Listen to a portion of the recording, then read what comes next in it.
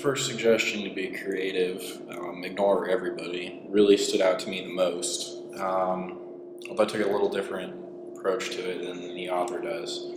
He seems to think that it's human nature to resist good ideas because it shifts power in relationships. And I don't necessarily think that's the case. I know, I've had plenty of experience where myself or like a friend had a good idea, and rather than reject it as the author seems to think we would, we embrace it and run along with it. But I think to a certain extent there's merit to it nonetheless.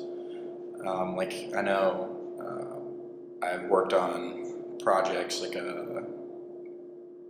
ideas for screenplays and whatnot, and I brought them up with friends, and they provide suggestions and whatnot that they think are being helpful. But sometimes I've taken those suggestions to heart and I've run with it, and then I've looked back and discovered I really didn't like it the way that we came up with it together, if that makes sense. I think when you're first working on a project, like for the first draft even, you should run with solely your own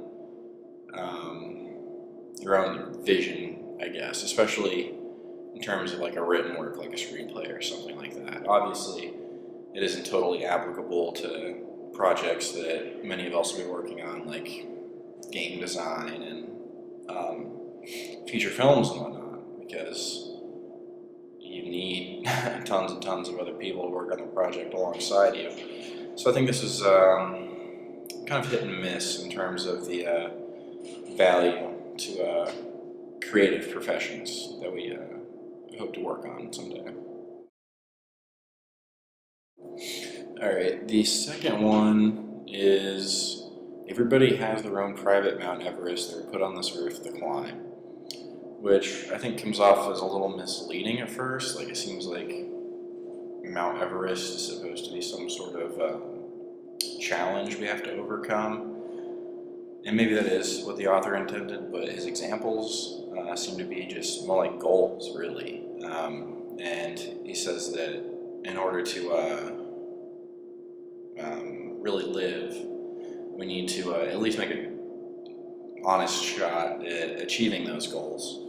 And I think really that is totally applicable to media professions and the work we're doing in this class, because it's all building towards that. Well, I assume that everyone in this class is hoping to be working in some sort of like game, film, or music industry one day.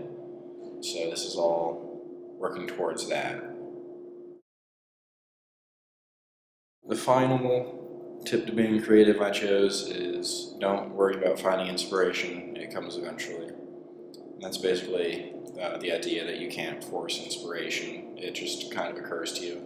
And this is an idea that I definitely agree with, and I think it's how most creative people work, at least the ones I know. Like, I don't really know anyone that sits down and forces out an idea because they have to. I think most creative projects begin with like a burst of inspiration that comes to an individual. And that's definitely how I've worked in the past, and that's how I expect to continue to work. And I think that's how most of my peers work as well.